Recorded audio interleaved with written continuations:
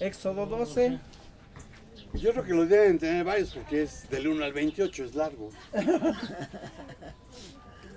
Éxodo 12, Ajá. del 43 al 50. No, No. Éxodo 12, 1 al 28. 1 al 28. ¿Alguien? Fue primero Leslie. Pero ese salvo es 34. Ah, ok. Bueno, Éxodo 12, sí es. Ajá. Ok, entonces, Lo tiene Ángel. Ángel, ¿Del 1 al qué? al 28. Sí es Ángel. Sí. ¿tú solito o quieres ayuda? Son 28. Sí, mejor ayuda. Bueno, De 4 que lo ayuden. 12 de... Yo no. Qué Yo tengo- cobardes. Yo leo del 1 al 5. Yo si quiere todo. Yo lo puedo leer todo. Yo del 10 al 11. De 10, No, del 10 al 15. de 10 al 15. Ok, 15 al 20. ¿Tú 11? Sí, hombre, De 15 al 15 al 20. 20, Éxodo. ¿Quién? Éxodo 12, de 15 al 20, dice. ¿Quién de los chavos dice 20 al Está al 25? principio, no sé. 20 al 25. ¿Quién dice del 20 al 25? ¿Tú, Cristal? Cristal, del ¿Tú, 12. Carla? Quiere lo leo Carla. todo, hermano. Puedo leerlo todo. Del 26 al 28. Del 26 al 28, está bien. Yo del 10 al 15. Ajá. Ok, amén. Dice, habló Jehová a Moisés y a Aarón en la tierra de Egipto diciendo, este mes os será principio de los meses, para vosotros será el primero en los meses del año. Hablar a toda la congregación de Israel diciendo, en el 10 de este mes, tómense cada uno un cordero según las familias de los padres, un cordero por familia. Mas así la familia fuere tan pequeña que no baste para comer el cordero, entonces él y su vecino inmediato a su casa tomarán uno según el número de las personas, conforme al comer de cada hombre, seréis la cuenta sobre el cordero. El animal será sin defecto macho de 1 año, lo tomaréis de las ovejas o de las cabras. Y habéis de guardarlo hasta el día 14 de este mes, y lo inmolará todas las congregaciones del pueblo de Israel entre las 2 tardes. Y tomando de la sangre y tomarán de la sangre y pondrán en los 2 postes y en el dintel de las casas en que lo han de comer. Y aquella noche comerán la carne asada al fuego y panes sin levadura, con hierbas amargas lo comerán. Ninguna cosa comeréis de la cruda ni cocida en agua, sino asada al fuego, su cabeza con sus pies y sus intestinos. Ninguna cosa dejaréis de él hasta la mañana, y lo que habrá quedado hasta la mañana habéis de quemarlo en el fuego. Lo comeréis así, ceñidos vuestros lomos, vuestro calzón en vuestros pies y vuestro bordón en vuestra mano, y lo comeréis apresuradamente, es la Pascua de Jehová. Pues yo pasaré aquella noche por la tierra de Egipto y heriré a todo primogénito en la tierra de Egipto, así de los hombres como de las bestias, y ejecutaré mis juicios en todos los dioses de Egipto, yo Jehová. Y la sangre os será por señal en las casas donde vosotros estéis. Y veré la sangre y pasaré de vosotros, y no habrá en vosotros plaga de mortandad cuando le hiera la tierra de Egipto. Y en este día os será en memoria y os celebraré esta fiesta solemne para Jehová durante vuestras generaciones. Pues vosotros perpetuos lo celebráis. 7 días comeréis panes sin levadura, y así el primer día haréis que no haya levadura en vuestras casas. Porque cualquiera que comiere leudado desde el primer día hasta el 7º será cortado de Israel. El primer día habrá santa convocación. Asimismo, en el 7º día tendréis una santa convocación. Ninguna obra se hará en ellos, excepto solamente que accederéis lo que cada cual hubiese comer. 17. Guardaréis la fiesta de los ázimos, porque aquel mismo día saqué vuestro ejército de la tierra. Egipto, por tanto guardaréis este día en vuestras generaciones por costumbre perpetua. En el mes primero del día 14 del mes por la tarde comeréis los panes sin levadura hasta el 28 del mes por la tarde. Por el 7 día no se hallará levadura en vuestras casas por cualquier que comiera leudado. Así extranjeros como natural del país, aquella alma será cortada de la congregación de Israel. Ninguno de la casa leuda. Ninguna cosa leudada comeréis en todas vuestras habitaciones. Comeréis panes sin levadura. Y Moisés convocó a todos los ancianos de Israel y díjoles: sacad y tomaos corderos por vuestras familias y sacrificad a la Pascua. Y tomad un manojo de hisopo y mojadle en la sangre en la sangre que estará en una jofaina y untada del dintel de los postes, con la sangre que estará en la jofaina, y ninguno de vosotros salga de las puertas de su casa hasta la mañana. Muy bien. Porque Jehová pasará hiriendo a los egipcios, y como verá la sangre de dintel y en los dos postes, pasará Jehová aquella puerta y no dejará entrar al heridor en vuestras casas para herir. Y guardaréis esto por estatuto para vosotros y para vuestros hijos para siempre. Y será cuando habréis entrado en la tierra de Jehová, os dará como tiene hablado, que guardaréis este rito. Y cuando os dijeron vuestros hijos, ¿qué es este rito vuestro? Vosotros responderéis, es la víctima de la Pascua de Jehová, el cual pasó por encima de las casas de los hijos de Israel en Egipto, cuando hirió a los egipcios y libró nuestras casas. Entonces el pueblo se inclinó y adoró, y los hijos de Israel fueron e hicieron puntualmente así como Jehová había mandado a Moisés y a Aarón. Amén. Y el mensaje de hoy se llama la Cena del Señor. Pablo dijo, porque yo recibí del Señor lo que también os transmití, que el Señor Jesús, la noche que era entregado, tomó pan, y habiendo dado gracias, lo partió y dijo, esto es mi cuerpo, que es por vosotros entregado. Haced esto en memoria de mí. Asimismo tomó también la copa, después de haber cenado, diciendo, esta copa es el nuevo pacto en mi sangre. Haced esto todas las veces que la bebáis en memoria de mí. Entonces, tan a menudo como comáis este pan y bebáis la copa, la muerte del Señor proclamáis hasta que venga. Y la Cena del Señor, como vemos, fue instituida por Jesús. Es una de las dos ordenanzas que fueron dadas a la iglesia. Y esas ordenanzas fueron dadas con el fin de conmemorar su muerte, simbolizar el nuevo pacto y señalar la comunión de su pueblo redimido y reunido en su mesa. Además, anticipa el banquete mesiánico en que habemos de estar. Y aunque no es posible saber a ciencia cierta cuándo fue la última cena, o la llamada última cena, podemos aceptar que cualquiera que haya sido la fecha, fue durante la celebración de Pesaj, durante la celebración de la Pascua, que es a lo que hace referencia a la lectura del Éxodo. Y fue entonces que el Señor se sentó a comer con sus discípulos. Pesaj, la llamada Pascua judía, está basada entonces en la lectura de Éxodo 12. Y hay algo que se llama Haggadah, que es una narración o discurso que se utiliza durante la Pesaj, durante la Pascua. Y tanto en Éxodo 12 como en esta Haggadah tenemos la clave para comprender aquella cena, de qué se trataba esa cena. Y vamos a buscar en la Biblia qué es lo que dice esta con respecto a la Cena del Señor. Y el primer punto que vamos a ver es qué estaban celebrando. Mateo 26, 18 al 20. Mateo 26, 18 al 20.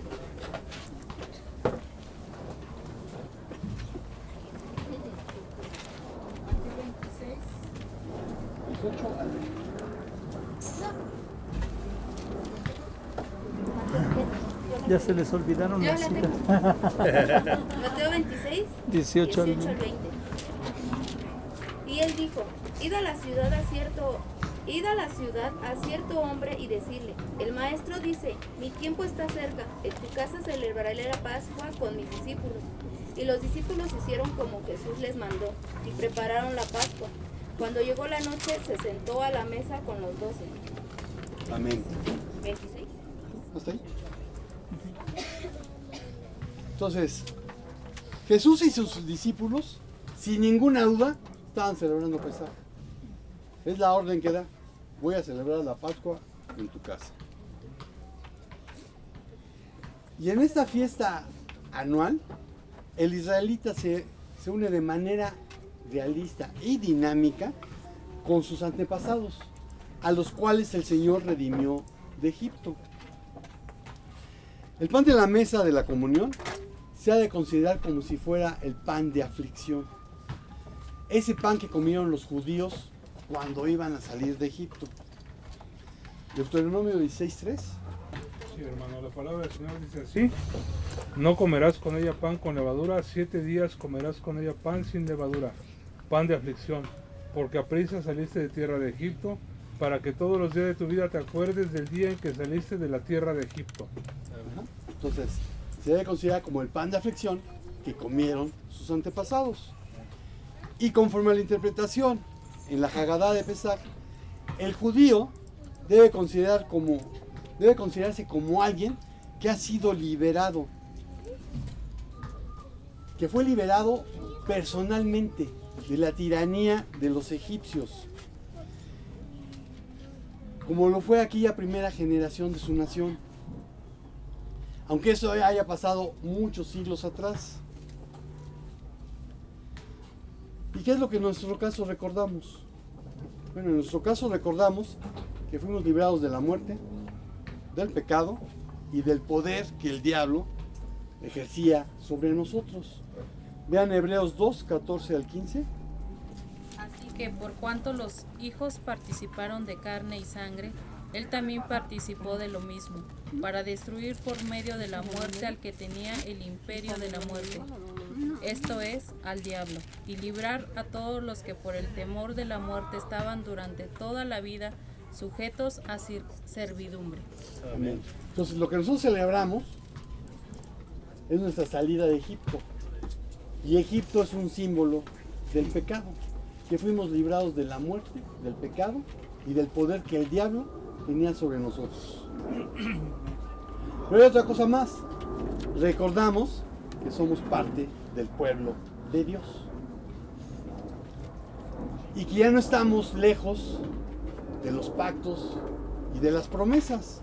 Vean Efesios 2:12. En aquel tiempo estabais en Cristo, alejados de la ciudadanía de Israel y ajenos a los pactos de la promesa, sin esperanza y sin Dios en el mundo. Amén. Primera de Pedro 2:10.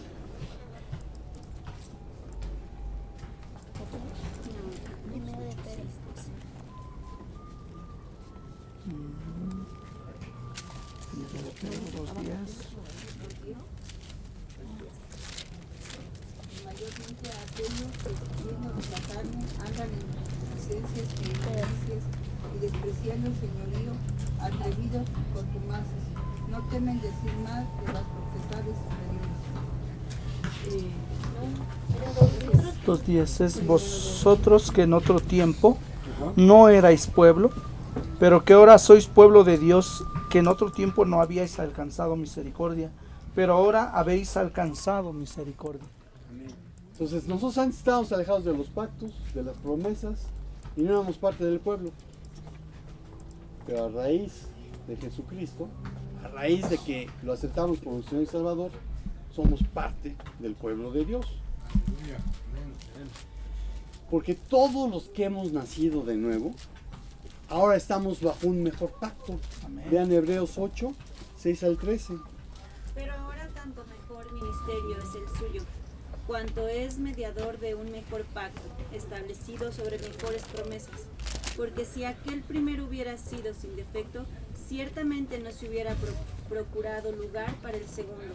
Porque repitiéndolos, dice: He aquí, vienen días, dice el Señor, en que estableceré con la casa de Israel y la casa de Judá un nuevo pacto, no como el pacto que hice con sus padres, el día que los tomé de la mano para sacarlos de la tierra de Egipto, porque ellos no permanecieron en mi pacto, y yo me desentendí de ellos, dice el Señor, por lo cual este es el pacto que haré con la casa de Israel después de aquellos días, dice el Señor. Pondré mis leyes en la mente de ellos y sobre su corazón escribiré y seré a ellos por Dios, y ellos me serán a mí por pueblo. Y ninguno señalará a su prójimo, ni ninguno a su hermano, diciendo, conoce al Señor, porque todos me conocerán, desde el menor hasta el mayor de ellos, porque seré propicio a sus injusticias, y nunca más me acordaré de sus pecados y de sus iniquidades. Al decir un nuevo pacto, ha dado por viejo el primero, y lo que se da por viejo y se envejece está próximo a desaparecer. Amén. Entonces estamos bajo un nuevo pacto, que también lo podemos entender como un Nuevo Testamento. Por eso tenemos el Antiguo y el Nuevo Testamento. Y este nuevo pacto ya no es en la sangre de los corderitos que se sacrificaban en Pesaj, en la Pascua, sino en la sangre de Cristo. Y dice, pondré mi ley en su mente y en su corazón. ¿Cómo puedo tener la ley en mi mente y en mi corazón?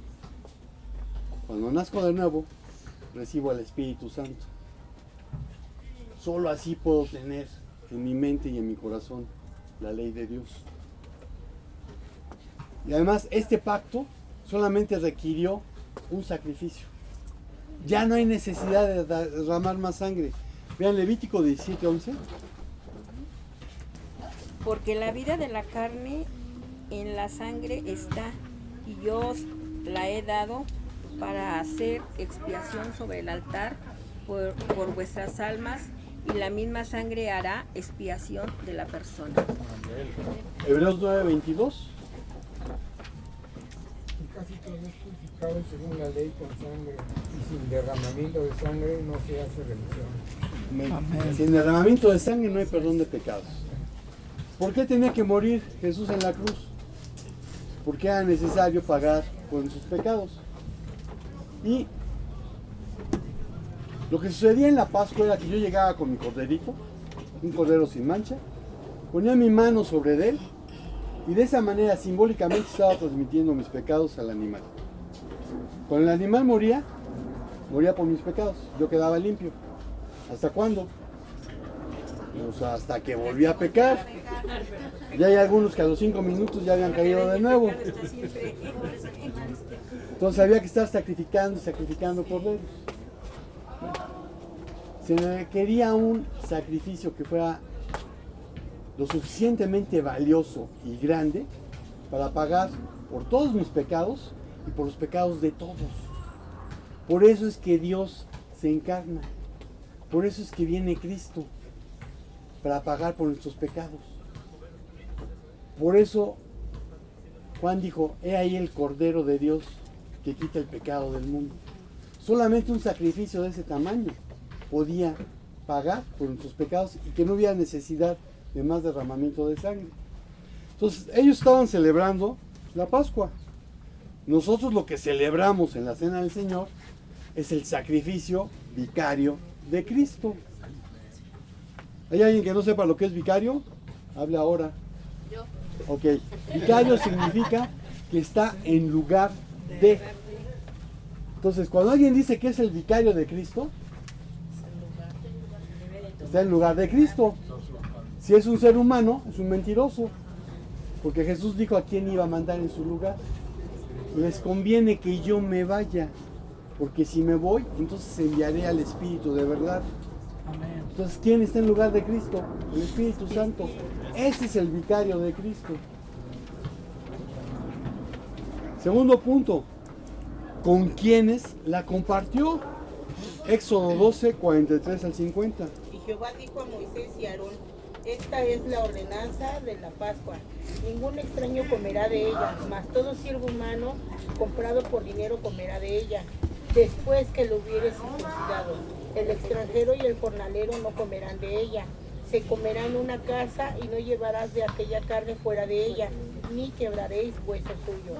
Toda la congregación de Israel lo hará. Mas si algún extranjero morare contigo y quisiere celebrar la Pascua para Jehová, séale circuncidado todo varón y entonces la celebrará. Y será como uno de vuestra nación. Pero ningún incircunciso comerá de ella.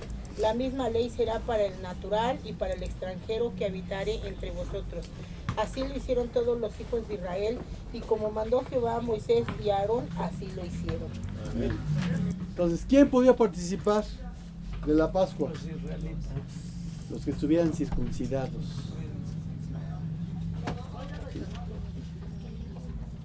En el Nuevo Testamento se hace énfasis en que había unos que eran prosélitos de Dios.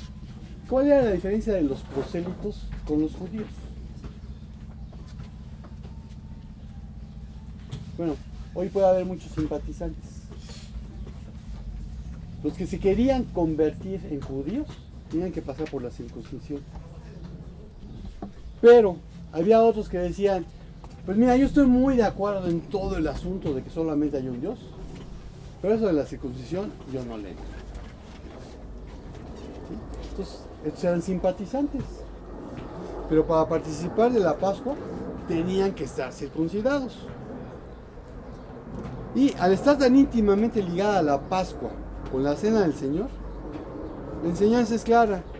Es algo que se comparte en familia, con los discípulos, en la casa. Vean Lucas 22, 14 al 16. Cuando era la hora, se sentó a la mesa y con él los apóstoles, y les dijo: cuánto he deseado comer con vosotros esta Pascua antes que padezca, porque os digo que no la comeréis más hasta que se cumpla en el reino de Dios. Amén. Entonces, Jesús está hablando aquí de que no la iba a volver a comer. La estaba celebrando con sus discípulos en la casa. Lo estaba celebrando con su familia. ¿Se acuerdan cuando Jesús estaba predicando y de repente vienen su madre y sus hermanos y no pueden llegar a él porque está la multitud? Y entonces alguien viene y le dice: oye, tu madre y tus hermanos te buscan. ¡Ábrele paso a mi mamá! No dijo eso, ¿verdad? Dijo: mi madre y mis hermanos son los que hacen la voluntad de mi Padre. Así que ojo con aquello de que si algo le pide Jesús a su mamita, o al revés, su mamita a Jesús, lo va a hacer. Porque ya hubo un momento en la Biblia en donde dijo: mi madre y mis hermanos son los que hacen la voluntad de mi Padre. Y entonces se celebra en casa. No obstante que se celebre en muchas otras casas de igual manera. Porque hoy pueden haber muchas más iglesias que estén celebrando la Cena del Señor. Y por este motivo es que la comunión de muchas congregaciones es cerrada por el asunto de la circuncisión. ¿Qué es esto de cerrada? Hay congregaciones donde la Cena del Señor solo la pueden tomar los de la casa, los que son miembros de la iglesia local. Bueno, otros la tienen semiabierta, la cual considera que si hay una visita que tras tener un encuentro con Jesús, haberlo reconocido como Señor y Salvador de su vida, habiendo dado testimonio de ello al mundo a través del bautismo bíblico, que es por inmersión, entonces, con pleno conocimiento de lo que está haciendo, puede participar de la Cena del Señor, como lo hacía un extranjero que había obedecido mediante la circuncisión. Esa es la que se llama semiabierta. Y quizás algunos han oído una formulita que yo creo que inventaron a principios del siglo XX o a finales del XIX, cuando se va a dar la Cena del Señor. Todos los miembros de la misma fe y orden, bautizados por inmersión, pueden participar. ¿Qué es lo que me estás diciendo con tu rollo de la misma fe y orden? La verdad, cada vez que lo oigo digo: bueno, ¿y este qué quiere decir? Y sí sé lo que quiere decir.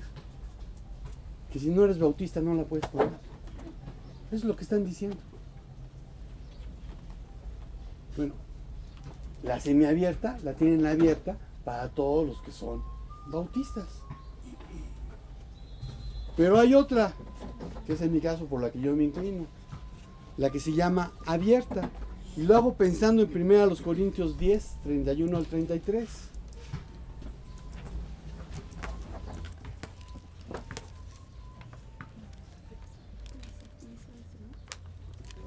Corintios 10, 31 al 33. Amén. Entonces, ya sea que coman, que beban o que hagan cualquier otra cosa, háganlo todo para la gloria de Dios. No sean motivo de tropiezo ni a judíos, ni a griegos, ni a la iglesia de Dios. Así como también yo procuro agradar a todos en todo, no buscando mi propio beneficio, sino el de muchos, para que sean salvos. Pues aquí Pablo lo estaba haciendo en referencia a que si se podía comer carne que se había dedicado a los ídolos o no. Y dice, todo lo que hagan, coman, beban, háganlo para la gloria de Dios. No sean tropiezo ni para la iglesia ni para los de afuera. Entonces, ¿por qué yo pienso en una participación abierta?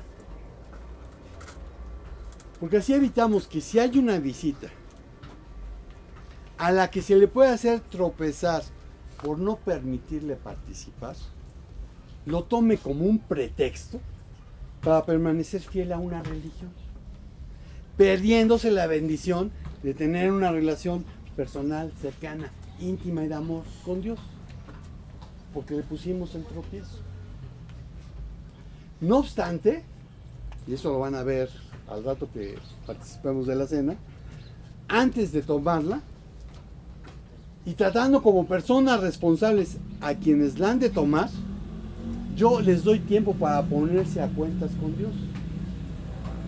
Porque no es responsabilidad mía, es responsabilidad del que la toma. Y vean 1 Corintios 11, 27 al 30. Dice así: de manera que cualquiera que comiere de este pan o bebiera esta copa del Señor indignamente será culpado del cuerpo y de la sangre del Señor. Por lo tanto, pruébese cada uno a sí mismo y coma así del pan y beba de la copa. Porque el que come y bebe dignamente, sin discernir el cuerpo del Señor, juice y come y bebe para sí. Por lo cual hay muchos enfermos y debilitados entre vosotros y muchos duermen. Y ese muchos duermen, es muchos se mueren. Pues como yo no quiero enfermitos ni muertitos, yo le doy chance al que va a participar de la cena del Señor que se ponga a cuentas con Dios. Ahora, ¿cómo me puedo poner a cuentas con Dios cuando yo no tengo la capacidad de discernir moralmente entre lo que es bueno y lo que es malo? No puedo hacerlo. Eso es lo que pasa con los niños. Por eso yo no bautizo niños. Por eso los niños no participan de la cena del Señor. Porque no es un rito. Porque para participar de la cena del Señor tengo que saber lo que estoy haciendo. Tengo que estar consciente de lo que significa. Y a un niño le puedo explicar y sí va a decir que sí. Porque lo va a entender. Los niños son tontos. Pero no tienen la capacidad de discernir moralmente entre lo que es bueno y lo que es malo. Entonces, yo me inclino por una cena, por una comunión abierta. Pero eso es mi decisión. Cada iglesia decide cómo quiere tener la comunión en su congregación. Hay una iglesia que se llama, no, mejor no digo cómo se llama. Pero no, es una iglesia que le hace honor a su nombre, donde cuando llegaba a visitarlos, yo procuraba sentarme atrás, pero si me veía el pastor, ¡oh, copas! Bueno. Y un día me tocó visitarlos cuando tenían cena del Señor. Y de repente veo un hermano que ya está en la presencia del Señor, que abre los ojos, no, yo estaba sentado adelante. Ahí me jaló el pastor. Abre los ojos, pero así como... Yo vi a Juan y dije, ¿qué le pasa, no? Ellos tienen comunión cerrada. Yo jamás me hubiera imaginado que esa iglesia tuviera comunión cerrada, pero tienen la comunión cerrada. Entonces Juan se tiró toda la explicación de la comunión cerrada. Yo dije, ya entendí, Juan, yo no me siento ofendido de no participar. Lo que sí me llamó la atención fue que esa iglesia, por la manera como son, tuviera comunión cerrada. Bueno, ¿con quién la compartió Jesús? Con sus discípulos. Entonces lo ideal es que se comparta con los discípulos de Cristo, porque son los que entienden perfectamente bien qué es lo que estamos haciendo. El número 3 es, ¿cuáles son los elementos? Primera a los Corintios 11, 23 al 26. Porque yo recibí del Señor lo que también nos ha enseñado, que el Señor Jesús, la noche que fue entregado, tomó pan, y habiendo dado gracias lo partió y dijo: tomad, comed, esto es mi cuerpo que por vosotros es partido, haced esto en memoria de mí. Asimismo tomó también la copa después de haber cenado, diciendo: esta copa es el nuevo pacto en mi sangre, haced esto todas las veces que beberéis en memoria de mí. Así pues, todas las veces que comeréis este pan y beberéis esta copa, la muerte del Señor anunciáis hasta que Él venga. Amén. Entonces Jesús instituyó la cena del Señor en la llamada última cena, celebrando Pesaj, la Pascua judía, con sus discípulos. Y para que no quede duda, 3 evangelistas lo citan. Mateo 26, 26 al 30. Mientras comían, tomó Jesús el pan y bendijo y lo partió y dio a sus discípulos y dijo: tomad, comed, esto es mi cuerpo. Y tomando la copa y habiendo dado gracias, les dio diciendo: bebed de ella todos, porque esto es mi sangre del nuevo pacto, que por muchos es derramada para remisión de los pecados. Y os digo que desde ahora no beberé más de este fruto de la vid, hasta aquel día en que lo beba de nuevo con vosotros en el reino de mi Padre. Y cuando hubieron cantado el himno, salieron al monte de los Olivos. Marcos 14, 22 al 26. Mientras comían, tomó pan y habiéndolo bendecido, lo partió, se lo dio a ellos. Y dijo: tomen, esto es mi cuerpo. Y tomando una copa, después de dar gracias, se la dio a ellos. Y todos bebieron de ella. Y les dijo: esto es mi sangre del nuevo pacto, que es derramada por muchos. En verdad les digo, que ya no beberé más del fruto de la vid hasta aquel día cuando lo beba nuevo en el reino de Dios. Después de cantar un himno, salieron para el monte de los Olivos. Lucas 22, 14 al 20. Cuando era la hora, se sentó a la mesa y con él los apóstoles y les dijo: cuánto he deseado comer con vosotros esta Pascua antes que padezca, porque os digo que no la comeré más hasta que se cumpla en el reino de Dios. Y habiendo tomado la copa, dio gracias y dijo: tomad esto y repartidlo entre vosotros, porque os digo que no beberé más del fruto de la vid hasta que el reino de Dios venga. Y tomó el pan y dio gracias y lo partió y les dio, diciendo: esto es mi cuerpo que por vosotros es dado, haced esto en memoria de mí. De igual manera, después que hubo cenado, tomó la copa, diciendo: esta copa es el nuevo pacto en mi sangre, que por vosotros se derrama. Amén. Entonces vemos 3 evangelistas están citando que Jesús, en la última cena, celebrando la Pascua, la tomó con sus discípulos. Y en esa cena, el pan sin levadura y el fruto de la vid, junto con el cordero, eran una parte importante. Para los judíos, el tener el fruto de la vid, el tener el pan, el tener aceite, era una bendición. Cuando yo tenía esos 3 elementos, era porque Dios me había bendecido. Y cuando yo meditaba sobre la cena del Señor, decía: pues ok, el Cordero es Cristo. Por eso ya está ausente en la mesa de los judíos. Ellos siguen celebrando año con año la Pascua. Pero el Cordero sigue ausente. ¿Por qué está ausente el Cordero en la mesa de los judíos? Porque no pueden sacrificarlo.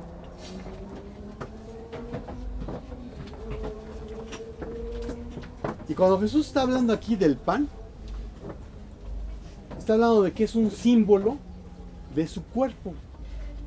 Y no me pueden decir que cuando Jesús tomó el pan se convirtió en el cuerpo de Cristo. Pues ahí estaba Cristo. Entonces el pan era un símbolo. El fruto de la vid era un símbolo de su sangre. No se abrió un dedo y se exprimió, ¿verdad? Era el vino, el fruto de la vid.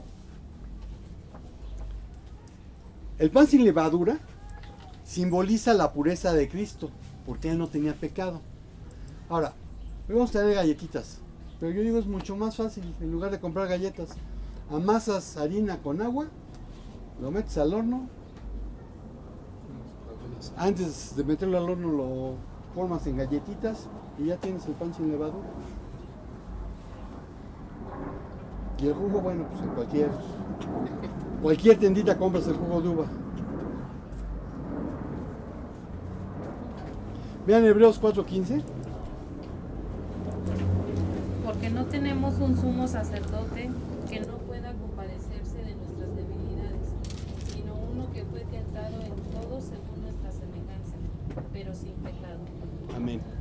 Entonces, Jesús fue tentado en todo, pero sin pecado. Y aquí voy a acabar con un mito que se oye en muchos púlpitos. Dice, no, pues es que Él era Dios, lo sabía todo. Dice, no, espérame. Hay un momento en donde Él, cuando se va a encarnar, decide despojarse de su divinidad. No quiere decir que dejó de ser Dios, porque Él seguía siendo Dios al 100% y era hombre al 100%. Decide no hacer uso de su divinidad, de sus poderes divinos. Y el ejemplo que les pongo, no sé si ya se los di aquí. Se van a enterar de mi identidad secreta.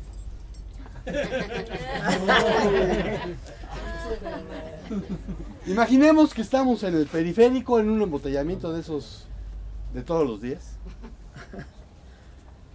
Y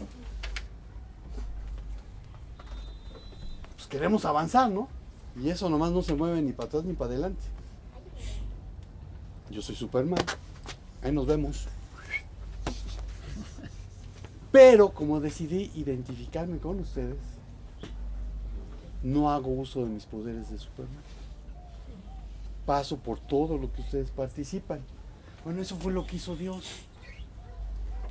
Para poder pagar por nuestros pecados tenía que venir como un hombre. Porque fue un hombre el que falló. Fue un hombre el que le entregó el mundo al diablo. Tenía que ser un hombre el que recuperara lo que se había perdido. Entonces, por eso se encarna. Por eso no me pueden decir, no, es que Él lo sabía todo. No, espérate, no estaba haciendo uso de sus atributos divinos. Si puede hacer milagros y una serie de cosas, es algo que nosotros podemos aprender, porque además dijo, cosas mayores que yo hice, ustedes harán. Dices, pero ¿cómo? ¿Cómo? Siguiendo su ejemplo. Y su ejemplo era una dependencia total de Dios, era una llenura del Espíritu Santo continua. Si nosotros estuviéramos llenos del Espíritu Santo continuamente, estaríamos viendo los milagros del libro de los Hechos. La falla está en nosotros, no en Dios. Si hemos nacido de nuevo, tenemos el Espíritu Santo. Y ahí es donde entra el aceite que yo te había perdido. El Espíritu es un símbolo, al revés, el aceite es un símbolo del Espíritu. El aceite ya está presente si has nacido de nuevo. Ahora tenemos que el fruto de la vid, el vino, simboliza la sangre que Cristo derramó por nosotros. Efesios 1-7. En quien tenemos redención por su sangre, el perdón de pecados según las riquezas de su gracia. Colosenses 1:13-14. El cual nos ha librado de la potestad de las tinieblas y trasladó el reino de su amado Hijo, en quien tenemos redención por su sangre, el perdón de pecados. Marcos 10:45. Porque el Hijo del Hombre no vino para ser servido, sino para servir y para dar su vida en rescate de muchos. Okay, entonces por su sangre que somos rescatados, que somos redimidos. Y ojo, Marcos dice, va a dar su vida en rescate por todos, ¿no? Por muchos. ¿Es que no puede salvar a todos? Sí, sí puede salvar a todos. Entonces, ¿por qué no se van a salvar todos? Porque no todos toman la decisión de obedecer a Dios. No todos aceptan el regalo que se da a través de la muerte y resurrección de Cristo. Es una decisión personal. Yo no puedo recibir ese regalo porque mi bisabuelo haya predicado en la primera iglesia bautista de la Ciudad de México. Pues qué bien por Julio Víctor, pero si yo no hubiera tomado una decisión por Cristo, yo estaría perdido. Entonces, hay muchos que se van a perder, no porque Dios no los quiera salvar, sino porque ellos no quisieron tener una relación con Él. Y otra que nos toca a todos de pasadita, porque no hicimos lo que debíamos, de llevar las buenas nuevas de salvación. Entonces, el indicio más valioso sobre el significado de las palabras de institución del Señor lo encontramos en el papel que representan el alimento y la bebida en el ritual de la Pascua. Y podemos tomar las palabras del Señor, ojo, como las disposiciones sobre la liturgia pascual en dos puntos vitales, antes y después de la comida principal.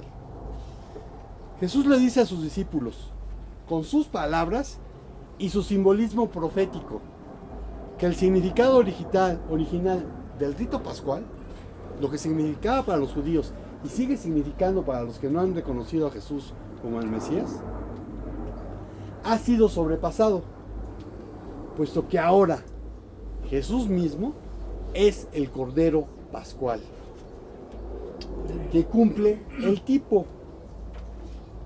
Para los que no saben lo que es un tipo en el Antiguo Testamento es algo que estaba apuntando a una verdad espiritual que se cumple en el Nuevo Testamento.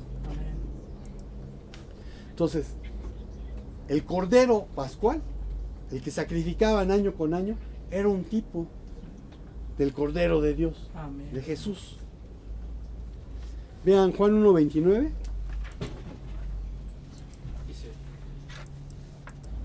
El siguiente día ve Juan a Jesús que venía a él y dice, he aquí el Cordero de Dios que quita el pecado del mundo. Amén.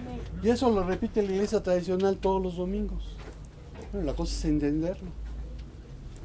Que sin una relación personal, cercana, íntima de amor con Dios a través de Jesucristo, de nada sirve que Él haya sido el Cordero de Dios que quita el pecado del mundo. Primera a los Corintios 5:7. Limpiad vuestras la vieja levadura, para que seas nueva masa como sois sin levadura, porque nuestra Pascua, que es Cristo, fue sacrificada por nosotros. Amén. Entonces, en 1 Corintios Pablo dice, el Cordero Pascual ya fue sacrificado por nosotros, y es Cristo. Las palabras de Jesús y su acción al tomar el pan y la copa son parábolas que anuncian una nueva significación. Pues es bajo su palabra soberana que el pan se convierte en la parábola, y entiéndanse por parábola una comparación, un símil de su cuerpo, entregado al servicio del propósito redentor de Dios. Hebreos 10, 5 al 10. Por lo cual entrando en el mundo dice, sacrificio y ofrenda no quisiste, mas me preparaste cuerpo. Holocaustos y expiaciones por el pecado no te agradaron. Entonces dije, he aquí que vengo, oh Dios, para hacer tu voluntad, como en el rollo del libro está escrito de mí, diciendo primero, sacrificio y ofrenda y holocaustos y expiaciones por el pecado no quisiste, ni te agradaron, las cuales cosas se ofrecen según la ley. Y diciendo luego, he aquí que vengo, oh Dios, para hacer tu voluntad, quítalo primero para establecer esto último. En esa voluntad somos santificados mediante la ofrenda del cuerpo de Jesucristo, hecha una vez para siempre. Amén. Entonces, su sangre vertida en la muerte, en la cruz, recuerda a los ritos del Antiguo Testamento y está representada en la copa de bendición en la mesa. Entonces, la función de los elementos es paralela a los de la comida pascual. Y al participar del pan y la copa, los discípulos de Cristo han de recordar su sacrificio en la cruz del Calvario, cuando entregó su cuerpo y derramó su sangre para pagar por nuestros pecados, pasados, presentes y futuros. Por eso, si tienes la salvación, no la puedes perder. ¿La tienes o no la tienes? Es por esto, y aquí hago énfasis, perdón, que los bautistas creemos que la Biblia enseña que los elementos usados en la cena del Señor no son literalmente el cuerpo y la sangre de Cristo, sino símbolos de estos. Al comer el pan y beber de la copa, una persona no participa literalmente de la carne y la sangre de Cristo, pero es una oportunidad para obedecer su mandato y recordar su sacrificio por nosotros, su presencia con nosotros y su segura segunda venida. Primera a los Corintios 11, 24 al 28. Dice, y habiendo dado gracias, lo partió y dijo, tomad, comed, esto es mi cuerpo que por vosotros es partido, haced esto en memoria de mí. Asimismo tomó también la copa después de haber cenado, diciendo, esta copa es el nuevo pacto en mi sangre, haced esto todas las veces que la bebiereis en memoria de mí. Así pues, todas las veces que comiereis este pan, bebiereis esta copa, la muerte del Señor anunciáis hasta que Él venga. De manera que cualquiera que comiere este pan o bebiere esta copa del Señor indignamente, será culpado del cuerpo y de la sangre del Señor. Por tanto, pruébese cada uno a sí mismo y coma así del pan y beba de la copa. Amén. Entonces, al participar del pan y de la copa, también es una confesión activa de nuestra fe.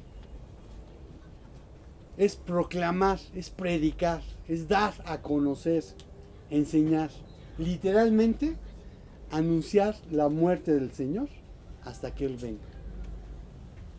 Entonces, ¿cuáles son los elementos? El pan y el vino son símbolos del cuerpo y la sangre de Cristo. Como conclusión, ¿qué significa para nosotros? Deuteronomio 16, 1 al 8.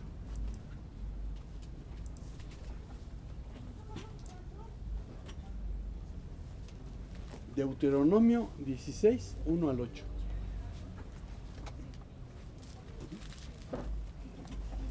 Guardarás el mes de Abib y darás Pascua a Jehová tu Dios, porque en el mes de Abib te sacó Jehová tu Dios de Egipto de noche, y sacrificarás la Pascua a Jehová tu Dios de las ovejas y de las vacas en el lugar que Jehová escogiere, para hacer habitar allí su nombre. No comerás con ella leudos, 7 días comerás con ella pan por leudar, pan de aflicción por apresta saliste de tierra de Egipto, para que te acuerdes del día en que saliste de la tierra de Egipto todos los días de tu vida, y no se dejará ver levadura contigo en todo tu término, por los 7 días, y de la carne que mataréis a la tarde del primer día, que no quedará hasta la mañana. No podrás sacrificar la Pascua en ninguno de tus ciudades que Jehová tu Dios te da, sino en el lugar que Jehová tu Dios escogiere, para hacer habitar allí su nombre. Sacrificarás la Pascua por la tarde a puesta del sol, al tiempo que saliste de Egipto, y la asarás y comerás en el lugar de Jehová tu Dios hubiere escogido, y por la mañana te volverás y destruirás tu morada. ¿Ahí? 6 días comerás acimo, y el 7º día será solemnidad a Jehová tu Dios, no harás obra en él. Amén. Ácimo es sin levadura, que es lo mismo a no leudado. Ajá. Pero de repente Reina Valera 60 usa unas palabras que ya no usamos. Bueno, Israel celebra la Pascua una vez al año. Les sirve para recordar que fueron sacados de Egipto con mano fuerte por Dios. De hecho, durante la celebración se lee el relato del Éxodo. Y hay una película muy vieja de los 10 mandamientos de Charlton Heston, que tiene cosas buenas, pero otras cosas en donde Hollywood metió la mano. El príncipe de Egipto, esa que es de caricaturas, esa me gusta mucho más.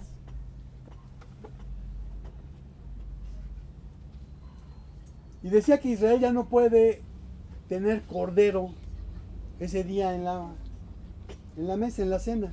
¿Cómo es posible que no tengan cordero si el cordero es lo más importante? Pero no pueden tener cordero por lo que acabamos de leer. No pueden sacrificar el cordero en cualquier lugar. El lugar donde Dios indicó que lo tenían que sacrificar era en Jerusalén, en el templo. Y resulta que no hay templo. El templo fue destruido en el año 70 por los romanos.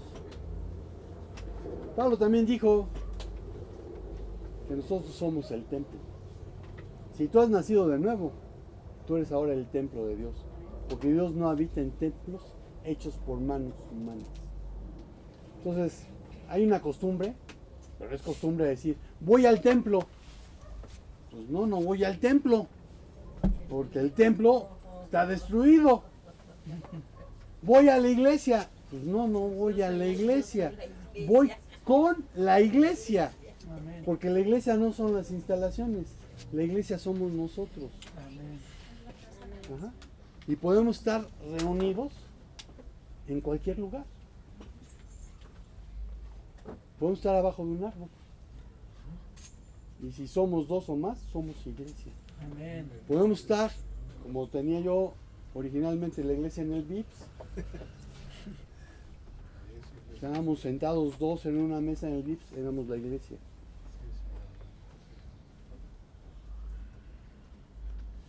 Entonces, ¿qué es lo que hace ahora el pueblo cristiano cuando celebra la Cena del Señor? No, la puede celebrar cada vez que quiere recordar y proclamar la muerte de su Salvador, hasta que Él venga.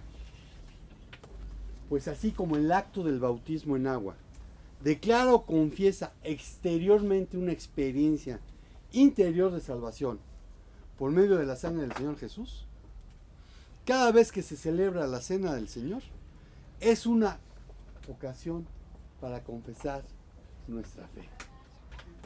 En esta ordenanza, el cristiano confiesa ante todos que no solamente ha creído, sino que no ha olvidado. En memoria abarca más que simplemente un recuerdo. La palabra sugiere un recuerdo activo. Me hubiera encantado escribirlo yo, pero lo escribió Wycliffe, que fue uno de los traductores de la Biblia, en el siglo XIV. Sí. En esta ordenanza, el cristiano confiesa ante todos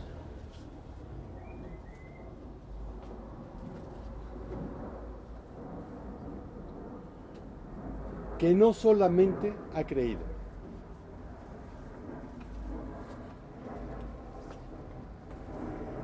sino que no ha olvidado.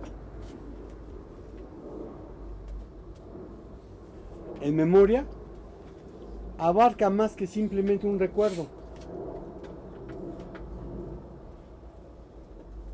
La palabra sugiere un recuerdo activo. La Cena del Señor no debe ser simplemente un recordatorio ritual, sino una confesión activa, mediante la cual activamos la memoria y nos apropiamos hoy de todo lo que Jesús ha provisto y prometido por medio de su cruz. Al celebrarla, se muestra la unidad de la iglesia, porque mientras la compartimos, nos sentamos a comer juntos, como un solo cuerpo, el de Cristo. Podemos celebrarla tan continuo como queramos, cuidando de no caer en un simple rito o en un acto de magia.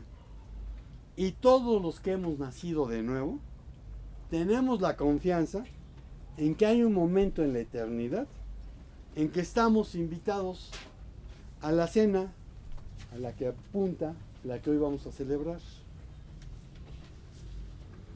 Y Juan escribió, benditos son los que están invitados a la cena del Cordero. Y Señor, pues te damos gracias por aquellos que hemos sido invitados a la cena del Cordero. Bendito sea. Gracias, Señor, porque hubo un momento en que nosotros tomamos la decisión de obedecerte, en que nosotros confesamos y creímos que tú eras nuestro único y suficiente Salvador. Te damos gracias, Señor Jesús, por tu muerte, por tu resurrección, pero sobre todo por la gracia, que es la que nos hace salvos. Gracias en el nombre de Jesús. Amén. Preguntas, quejas, comentarios, dudas. Hablen ahora. Habría que hacer una pequeña énfasis, hermano. Yo he notado que muchas veces hay personas o creyentes, bueno, no quizás no tan creyentes, que solo por emocionalismo o porque ven que alguien se metió al agua, ya se quiere bautizar. Entonces, de acuerdo a esto, cuando Jesús vino, el evangelio principal era arrepentíos porque el reino de los cielos se ha acercado. Entonces, un bautismo, como usted bien lo dijo y como dice la palabra, es un nacimiento de una persona, de un nuevo nacimiento, dejando las cosas pasadas a un nuevo hombre. Entonces, no se trata de bautizarse por emoción, sino por arrepentimiento y por creer y obedecer la palabra de Dios. Eso es lo que yo percibo acerca del tema. Sí, estoy de acuerdo. Amén.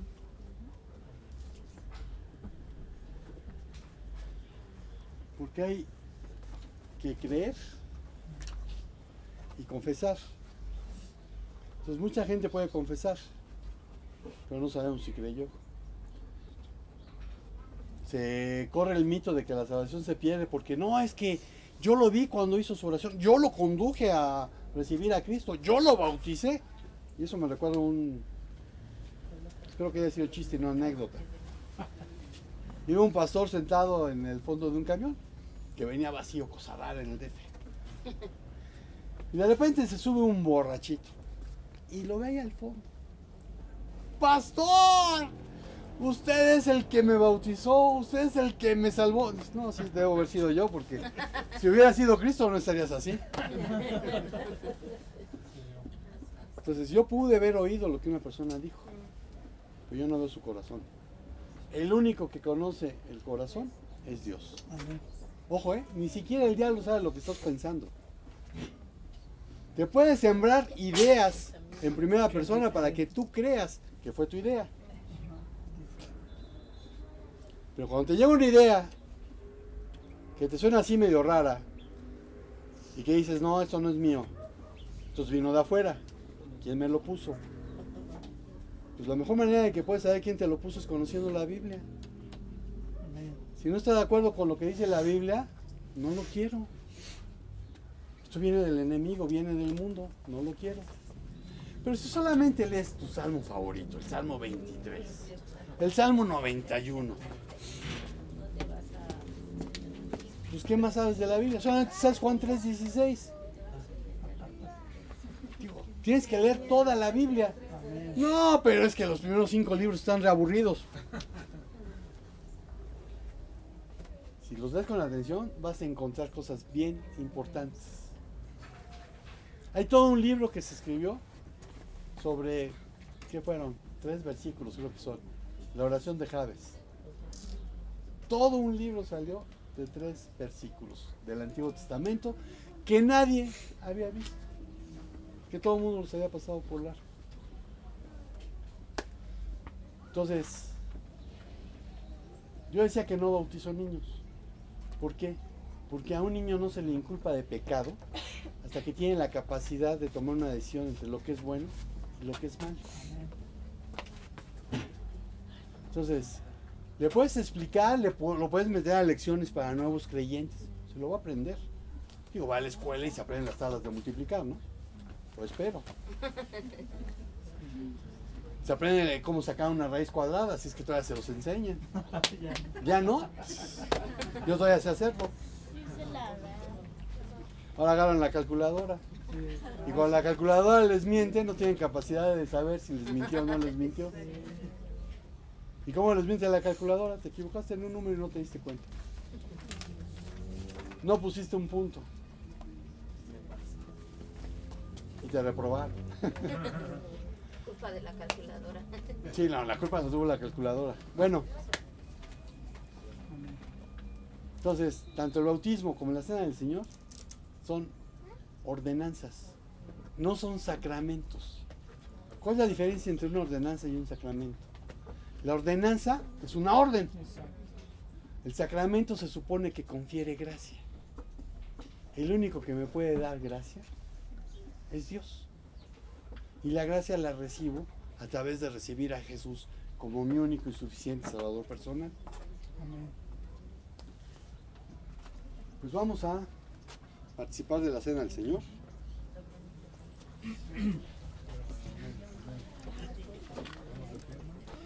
Y